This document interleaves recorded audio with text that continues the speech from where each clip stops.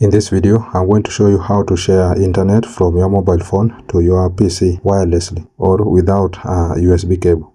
If you find this useful, please consider subscribing and liking the video. Now to get started, first of all, you need to go to your phone settings on your mobile phone. Then go to the search, then search for hotspot. Then you are going to see personal hotspot there. So just tap on it, then it will land you here. So you need to set your device name and password for your hotspot that you want to share. Then once you've done that, you will now go to your PC or to your laptop. Then you will click on that internet part.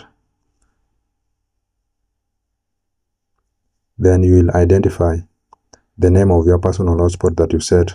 So you're just going to click on it and you will use the password which you have set on your mobile phone. So just click on it, then click on connect.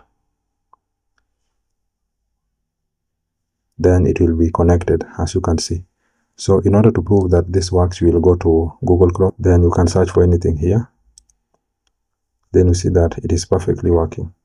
So that's really it, guys. That's how to share internet from your mobile phone to your PC or laptop wirelessly. I hope this was useful, and if it was, please consider leaving a like and subscribing to the channel. Thank you guys for watching, and see you in the next one.